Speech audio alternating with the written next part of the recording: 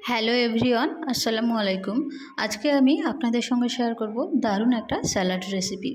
এটা আপনারা ব্রেকফাস্ট হিসেবে বা লাঞ্চে সঙ্গে বা ডিনারের সঙ্গে যে কোনো কিছুর সঙ্গে এটা খুব ইজিভাবে খেতে পারবেন। আর এর টেস্টটা একদম 100-100 পাবেন।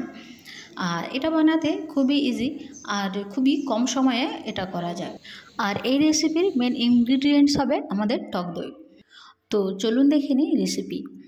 প্রথমেই আমি এখানে নিয়েছি একটা গাজর। আমি একটা বড় সাইজের গাজর ভালো করে খোসা ছাড়িয়ে ধুয়ে নিয়ে এটা গ্রেট করে নিয়েছি। আপনারা এটা ভালো করে ছোট ছোট কুচি করে কেটে নিতে পারেন বা গ্রেটারে দিয়ে গ্রেট করে নিতে পারেন। এরপরে আমি নেব শসা।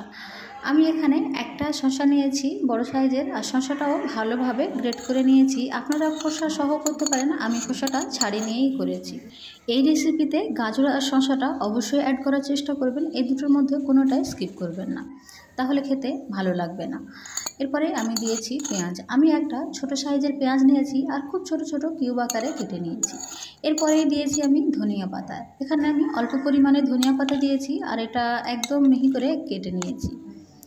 এরপরেই আমি দেব টক দই। আমি এখানে টক দইটা খুব ভালোভাবে ফেটিয়ে নিয়েছি আর এখানে আমি টক দইয়ের পরিমাণটা দেব 3 টেবিল চামচ। আর এর উপরে আমি ছড়িয়ে দেব খুব অল্প পরিমাণে গোলমরিচের গুঁড়ো। আপনারা এখানে কাঁচা লঙ্কার কুচিও ব্যবহার করতে পারেন, আমি এখানে গোলমরিচের গুঁড়ো ব্যবহার করেছি। এটা খুবই হেলদি। আর তারপরে দেব আমি খুব অল্প পরিমাণে লবণ। আমি এখানে লবণ দিয়েছি খুবই সামান্য পরিমাণে, আপনারা লবণটা স্কিপ করতে পারেন। আর এই সবগুলো উপকরণ আমি একসঙ্গে খুব ভালোভাবে মিশিয়ে নেব। দেখা পাচ্ছেন এটা দেখতে বেশ একটু কালারফুল হবে, সুন্দর দেখতে লাগে আর খেতে হবে খুব সুন্দর। এটা দারুণ খেতে লাগে। আর যারা আপনারা স্যালাড খেতে পছন্দ করেন, এটা তো শুধু মুখেই খেয়ে নিতে পারবেন। আমি এটা ব্রেকফাস্ট হিসেবে তৈরি করেছিলাম আর এটা সবাই খুব পছন্দ করেছিল।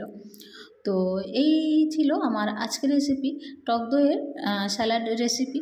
তো কেমন লাগলো আপনাদের রেসিপিটি অবশ্যই কমেন্ট করবেন। আর এটা আপনারা একবার করে বাড়িতে ট্রাই করে দেখবেন।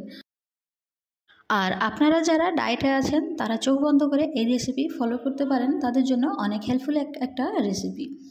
তো এই ছিল আমার আজকের রেসিপি।